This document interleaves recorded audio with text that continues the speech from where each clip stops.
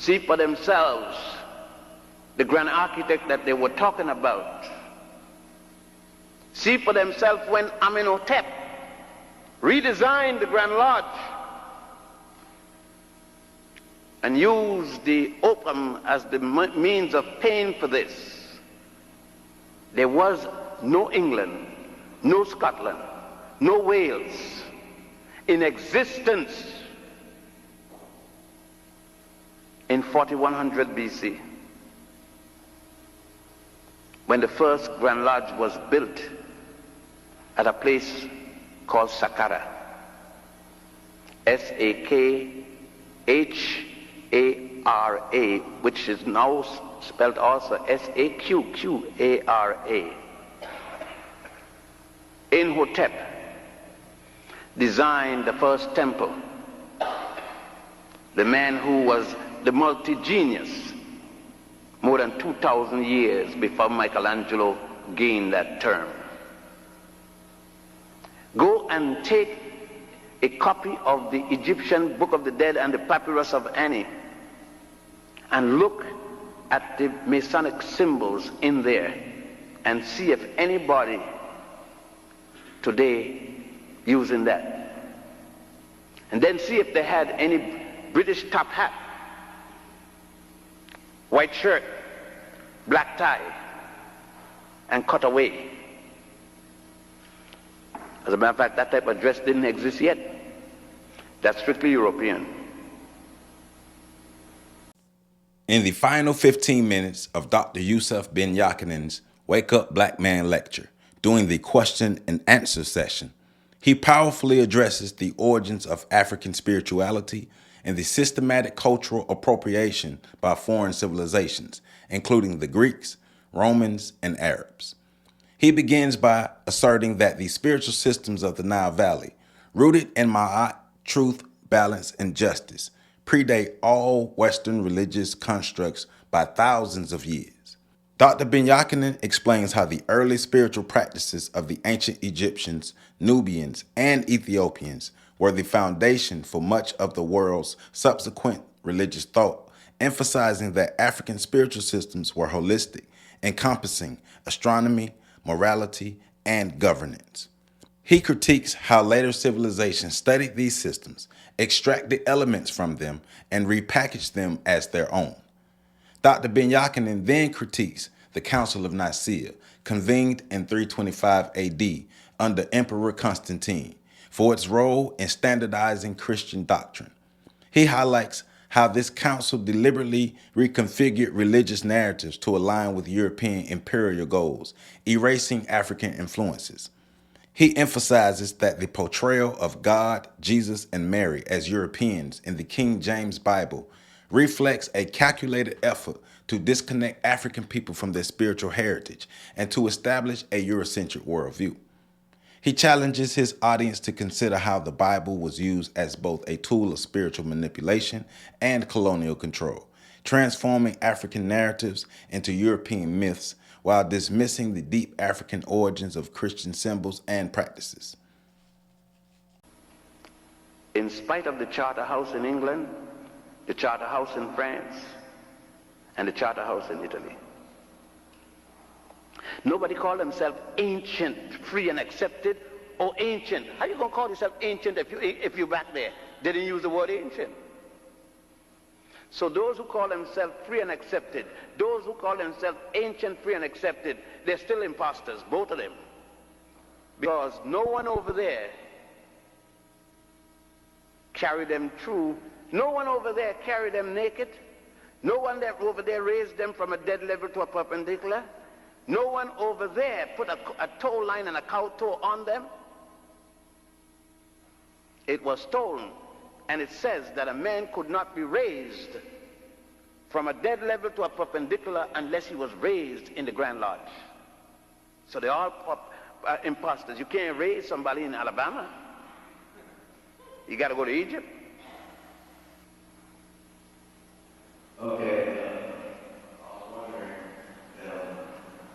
since Jesus, as they said, is white, the white man in the world, so as I see. That's Michelangelo's description. Okay, exactly.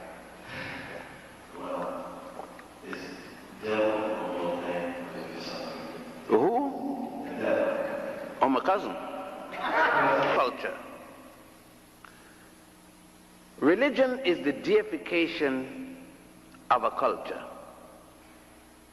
And God is the highest concept one sees within his culture or her culture.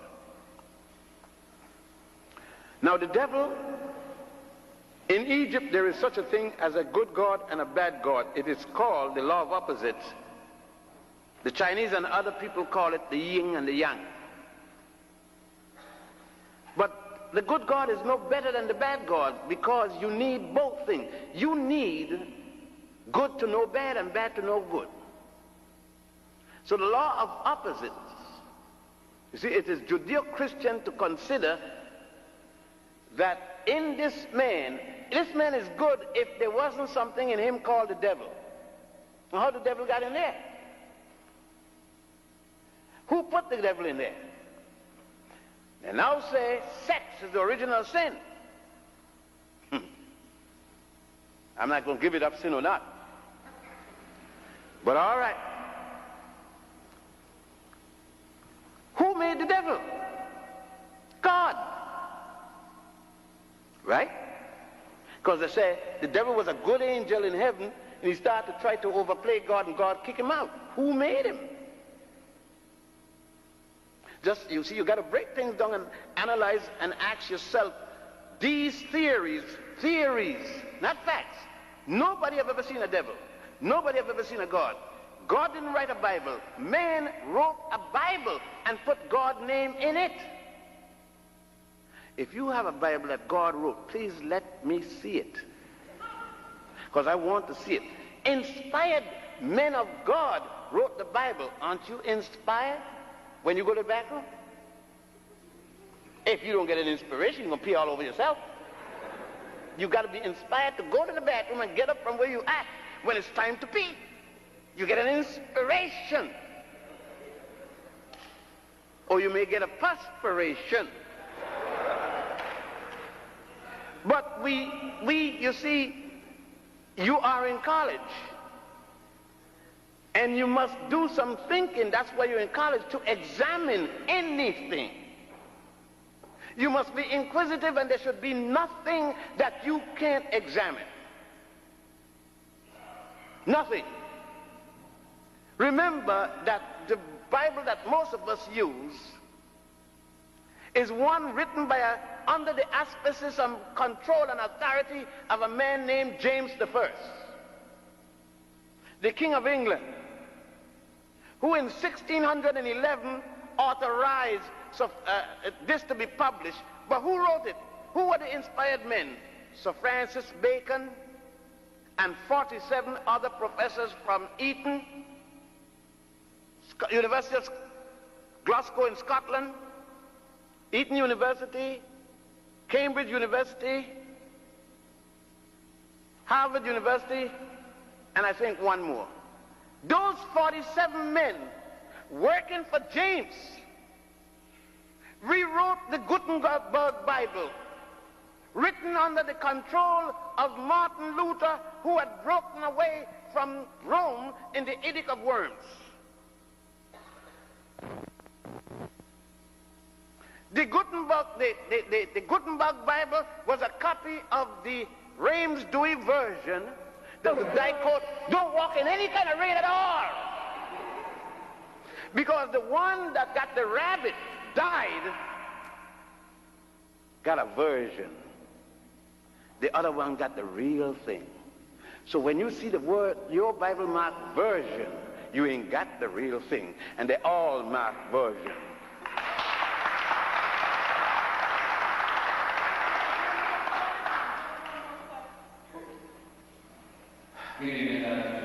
Yes, sir. My question is twofold.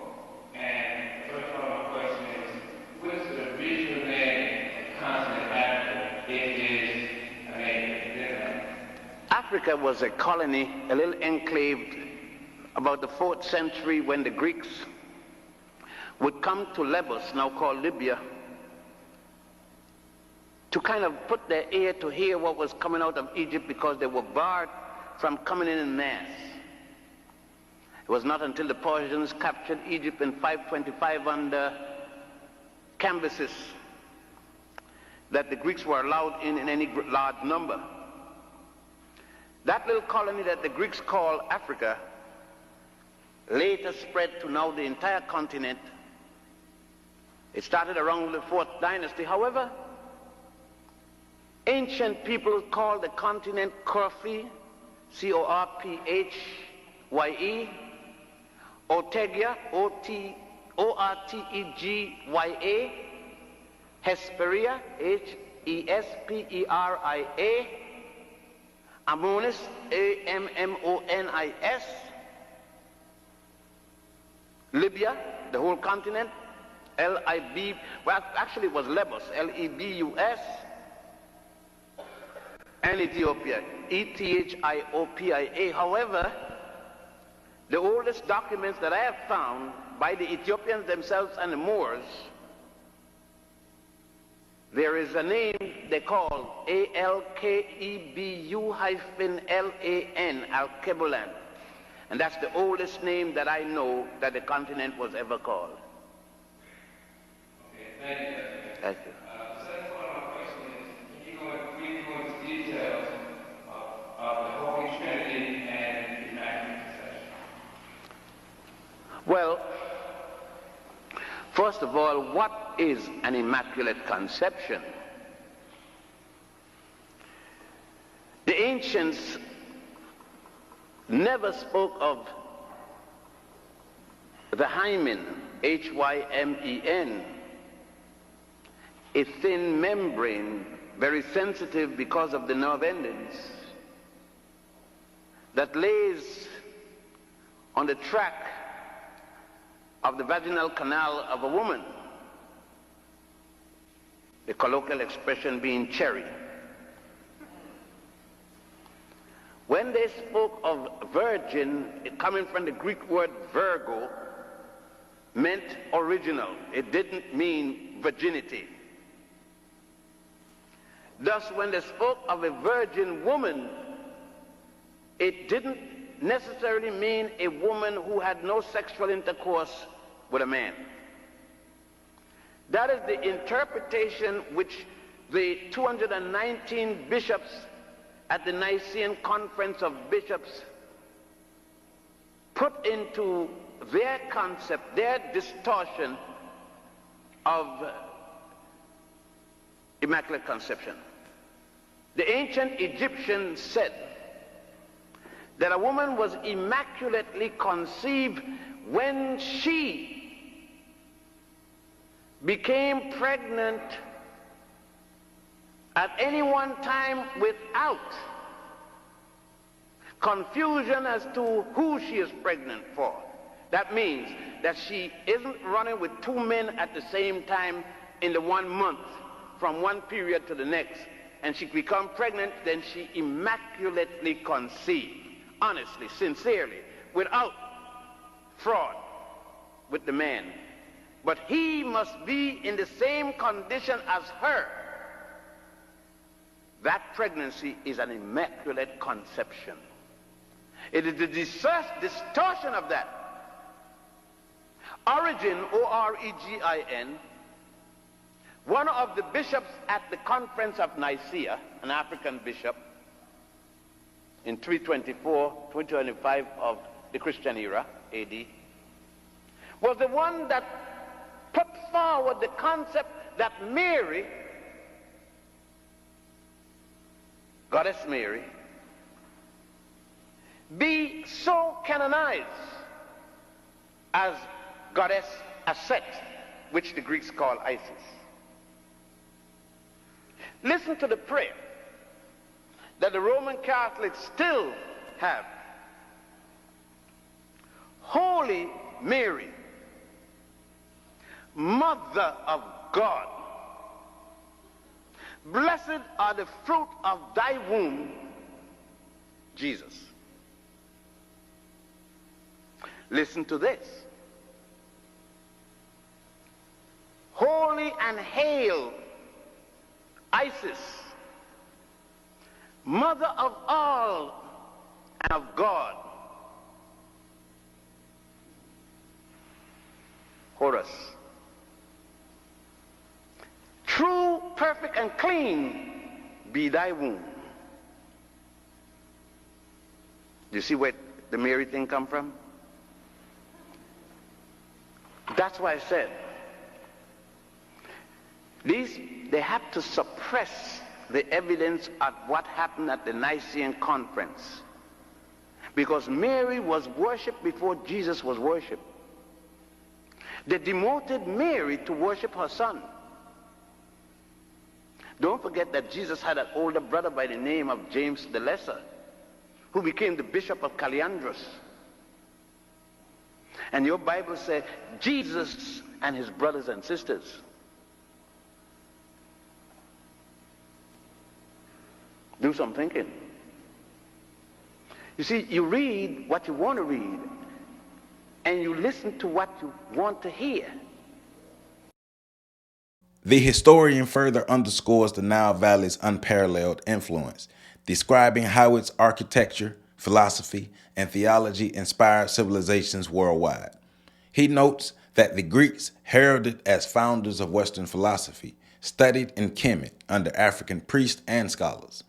Figures like Pythagoras and Plato, Dr. Ben argues, borrowed heavily from the intellectual and spiritual traditions of the Nile Valley, but should have credited their African sources. He laments how this intellectual theft contributed to the erasure of Africa's foundational role in global civilization, replacing authentic history with European narratives. Dr. Ben-Jochannan then calls on African people to reclaim their spiritual legacy, stressing the importance of understanding that their ancestors were spiritual pioneers long before foreign invaders set foot on the continent. He encourages his audience to explore African cosmology, particularly the profound spiritual principles of Kemet, to reconnect with their heritage. He explains that reclaiming this knowledge is an act of liberation, enabling African people to break free from the colonial mentalities imposed by centuries of misinformation.